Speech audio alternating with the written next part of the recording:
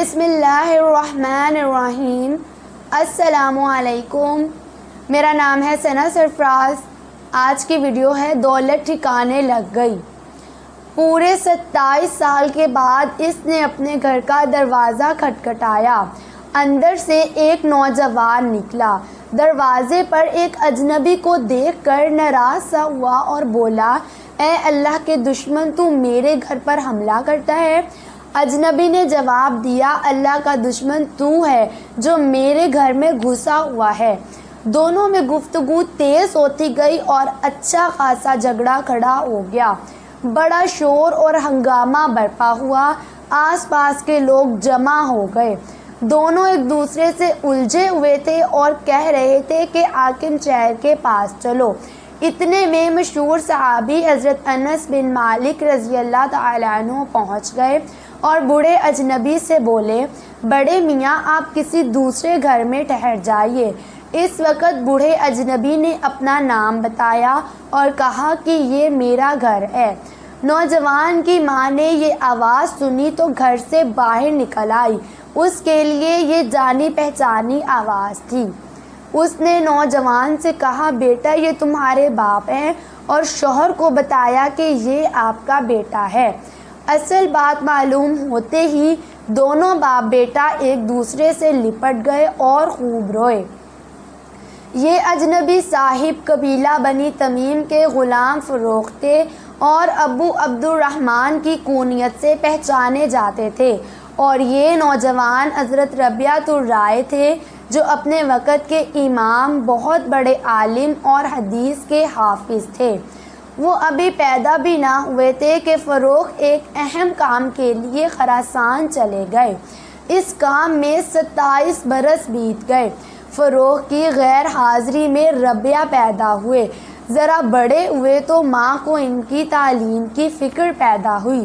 ربیعہ کی ماں نہایت عقل مند اور دیندار خاتون تھی۔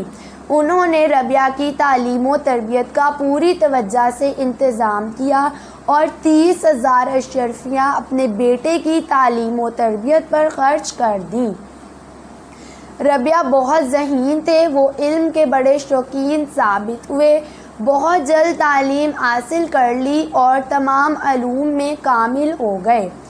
26-27 برس کی عمر میں ان کے علم کی دور دور تک شہرت پھیل گئی اور لوگ ان سے فیض پانے لگے۔ رائے دینے میں انہیں خاص بصیرت حاصل ہوئی۔ اسی بنا پر وہ ربیعۃ الرائے مشہور ہوئے۔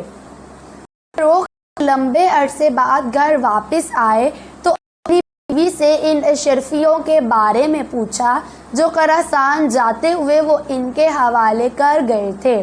عقل مند بیوی نے جواب دیا، فکر مند ہونے کی ضرورت نہیں ہے، روپیہ حفاظت سے دفن ہے، اطمینان سے نکال لوں گی۔ فروخ چپ ہو گئے۔ نماز کا وقت ہوا تو مسجد نبوی میں نماز پڑھنے کے لیے چلے گئے۔ مسجد میں داخل ہوئے تو کیا دیکھتے ہیں کہ ایک شخص کے پاس لوگوں کا ہجوم ہے۔ امام مالک رحمۃ اللہ علیہ اور مدینہ منورہ کے بڑے بڑے عالم اس درس میں شریک ہیں۔ فروخ یہ ہجوم دیکھ کر اور قریب گئے۔ حضرت ربیعہ نے باپ کو دیکھا تو اپنا سر جھکا لیا تاکہ درس میں خلل نہ پڑے۔ فروخ نے لوگوں سے پوچھا، یہ کون شخص ہیں؟ لوگوں نے بتایا، ربیعہ بن ابو عبد الرحمن۔ فروخ یہ سن کر ضبط نہ کر سکے اور خوشی سے بول اٹھے، اللہ نے میرے بیٹے کو کیا عظیم رتبہ عطا کیا ہے۔ گھر جا کر بیوی سے کہا، میں نے تمہارے بیٹے کو ایسے رتبے پر دیکھا ہے کہ اس سے پہلے کسی عالم کو نہ دیکھا تھا۔ شوہر کی زبان سے بیوی نے یہ الفاظ سنے تو بولی، اب بتاؤ کہ کیا چاہتے ہو، بیٹے کی یہ عزت و شان یا 30,000 اشرفیاں؟ فروخ نے اس کے جواب میں کہا، اللہ کی قسم بیٹے کا یہ رتبہ اور مقام چاہتا ہوں۔ تو اس پر بیوی پکار اٹھی، تو پھر آپ کو معلوم ہونا چاہیے کہ میں نے آپ کی ساری دولت ربیعہ کی تعلیم و تربیت پر خرچ کر دی۔ فروخ نے اس کے جواب میں کہا، اللہ کی قسم یہ دولت ٹھکانے لگ گئی۔